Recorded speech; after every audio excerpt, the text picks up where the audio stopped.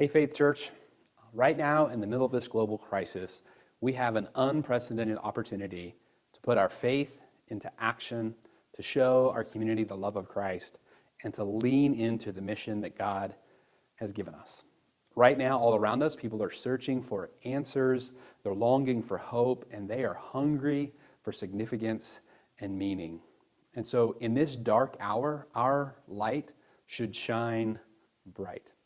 Now, the big announcement is that right now, we are unable to continue with our weekly in-person worship gatherings. But the big news is that church is still on and the mission moves forward because it's as big as ever.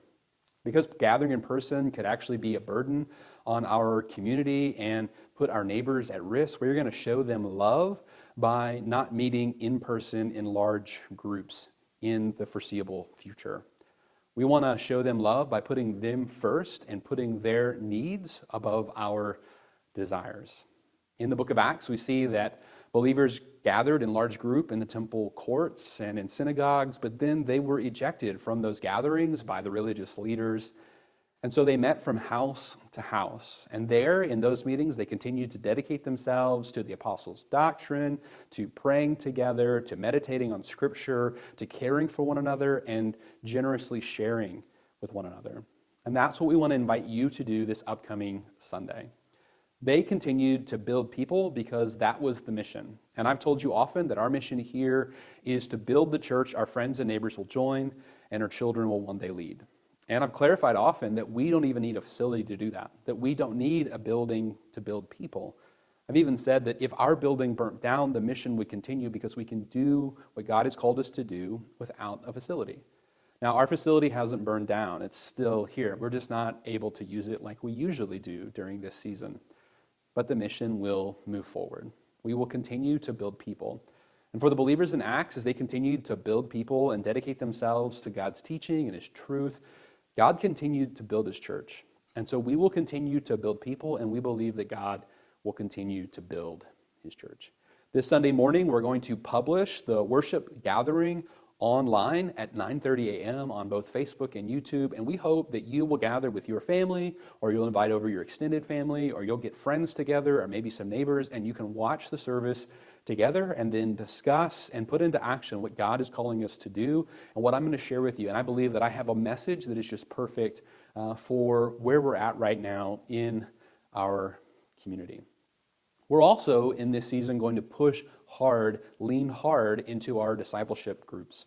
Discipleship groups are gatherings of 3 to 5 people who meet for the purpose of meditating on God's Scripture together, praying together, confessing one to another, caring for one another.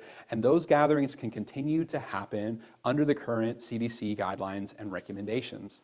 And so we'll be resourcing our discipleship group leaders over the next couple of weeks on materials to use and how they can meet in house-to-house situations or here at the church, or even use live video chats to get together. You know, I had really big plans of how we were going to build up our services over the next few months as we approached Easter, but I didn't see any of this coming. But God saw this coming, and He had different plans for us. And I believe that His plans are better than my plans or our plans.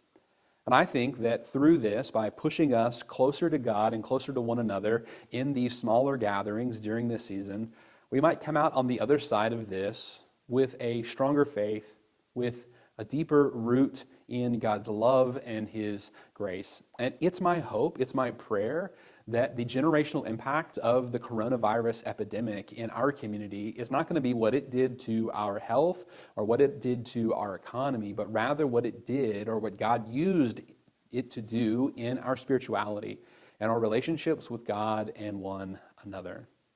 And lastly, I just want to say before I close how proud I am of you guys. I've watched you care for one another and check on one another and serve one another in this time. I've also watched you be sources of peace and calm and hope in the middle of an anxious and fearful world. And so I'm so proud of how God is using you, and I cannot wait to see what He's going to do in us and through us in the days ahead.